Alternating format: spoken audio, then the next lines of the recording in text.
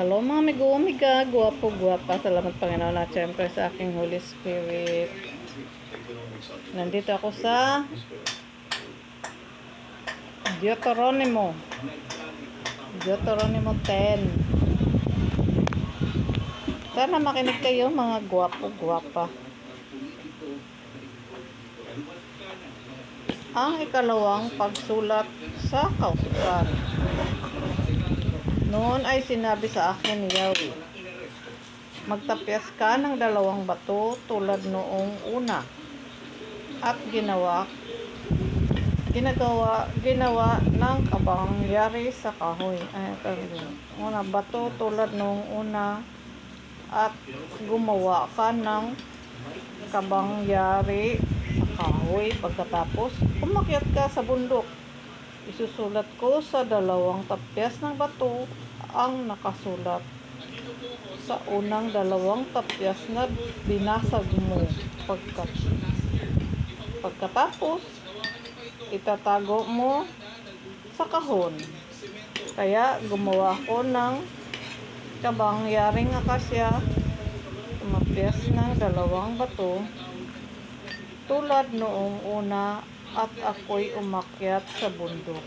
Isinulat nga ni Yahweh ang 10 utos sa 2 tapyas ng batong dala ko. Saka ibinigay sa akin ang 10 utos na ito. Ang sinabi niya sa inyo mula sa naglalagablab na apoy. Manat.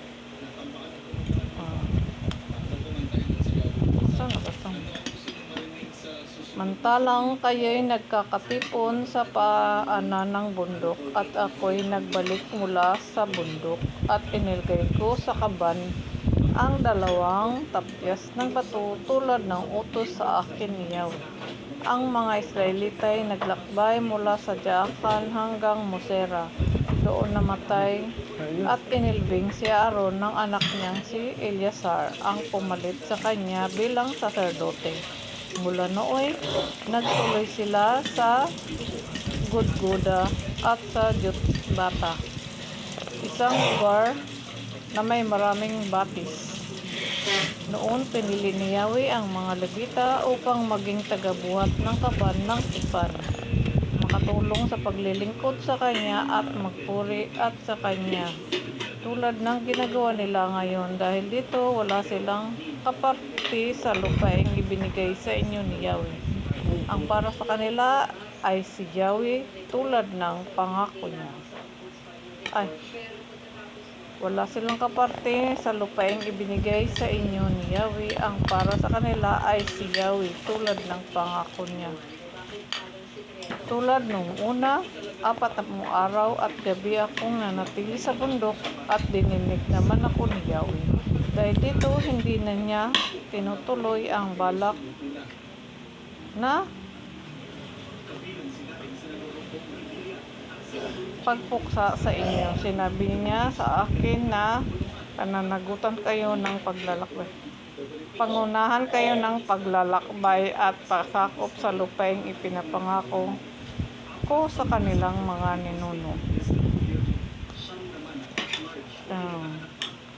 Bayang Israel, ito ang nais sa inyo ni Yahweh. Magkaroon kayo ng takot sa kanya, lumakad sa kanyang mga daan.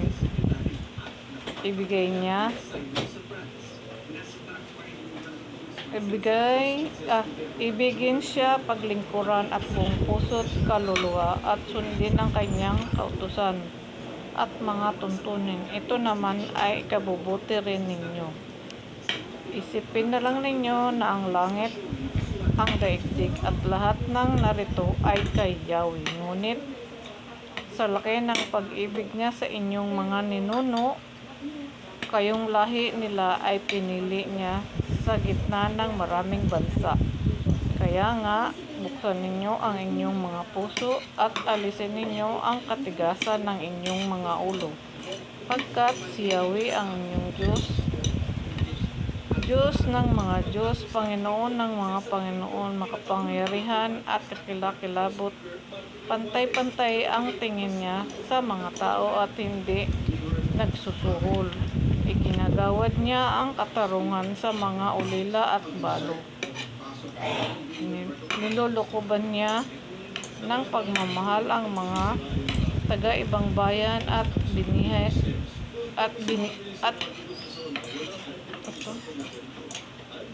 iniibigyan ang kanilang pangangailangan. Binibigyan ng kanilang pangangailangan. At ibigin ninyo ang mga taga-ibang bayan pagkat kayo may naging taga-ibang bayan sa Ehipto. Magkaroon kayo ng takot kayo'y paglingkuran ninyo siya, huwag kayong ihiwalay sa kanya at ibayad ninyo ang kanyang pangalan. Siya lamang ang dapat ninyong pagkulan ng pagpupuri. Siya ang inyong Diyos, ang gumagawa ng marami at kakilakilabot na mga bagay sa inyong nasasaksihan. Itong po lamang ang inyong mga ninuno nang pumunta sila sa Ehipto, ngunit ngayon marami na kayo, sindami na ng bituin sa langit. Yun po, salamat po, yun lang, hanggang doon lang po. May matigok ako. Salamat Panginoon at siyempre sa aking Holy Spirit. Dito siya dumapo sa dito sa samantalang kayo nagkakatipon sa paanan ng bundok. Ayun. Salamat ulit, mga gwapo-gwapa. God bless everyone. Habag kapayapaan at sumasaatin nawa ang Panginoong Hesus Kristo. Amen.